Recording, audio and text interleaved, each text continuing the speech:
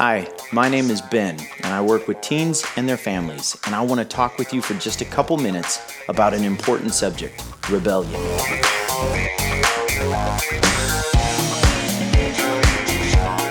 Rebellion can be a big problem for all kinds of people, and that's regardless of who you are and how much effort you put into your parenting.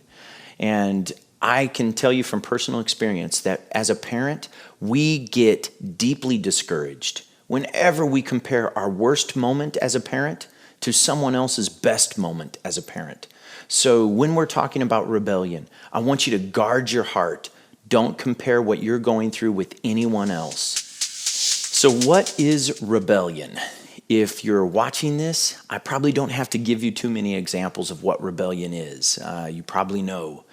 But biblically speaking, a good understanding of rebellion is this. It's the resistance or rejection or out and out defiance to God-given authority. And that covers a pretty broad spectrum. So it goes from just simple attitudes and a tone of voice all the way over to the other extreme. Extreme behaviors and defiance and acting out and anger and violent stuff. So it's a wide spectrum, and that's a biblical understanding of rebellion. Now, if you're going to confront rebellion in your home, it's a good idea to start by identifying what kind of rebellious behavior you're actually dealing with. So as I go through these next points, I want you to ask yourself, what actually fits your situation most? The first kind of rebellious behavior that we deal with or confront is attention-getting behavior. And this kind of behavior is the kind of behavior that is designed to draw attention, yours and mine as a parent, to the fact that our kid is getting older. They want us to notice that they're becoming more independent, or they want more independence. And I believe actually this is the most common form of rebellious behavior that we experience because it's a part of their natural development. They're getting older and they want everyone to notice and affirm that they are getting older. The second kind of rebellious behavior that we confront is testing out behavior. Now, what is testing out behavior? Testing out behavior is, if you can imagine a very permissive home, a very relaxed rule environment where there's not many expectations, and then on the other extreme, if you can imagine a home with too many rules and it's too restrictive and legalistic, a teenager in that environment will do one of two testing out rebellious behaviors. On the one hand, they're going to rebel, and they're actually wanting to test you out as a parent to see if you care enough and are powerful enough to set boundaries and expectations. They want to know if you care enough to actually say no to them.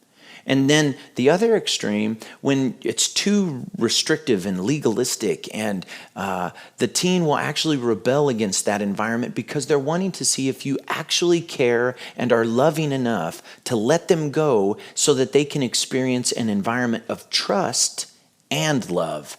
And so it's really difficult sometimes for us to do either one of those things. One, to say no and set boundaries, or two, to let go and just give them a sense of trust and freedom. The third kind of rebellious behavior that we focus on is wild behavior. And what is wild behavior? Wild behavior is it's that extreme kind of rebellious activity and outbursts of anger and all kinds of behavior that really has it's a root cause of pain, and they don't know how to process the pain. And so they're really acting out or escaping the pain that they don't know how to deal with by being rebellious and acting out.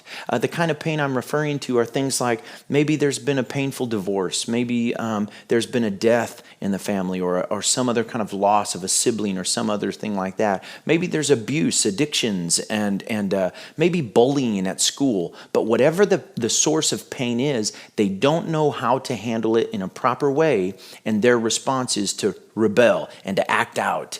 And so that's wild behavior. Well, those are the three categories of rebellious behavior, and I bet just knowing those three categories might have given you an idea of how to respond in your specific situation. In the next important short, I want to address a healthy mindset that we need to have as a parent whenever we deal with rebellion.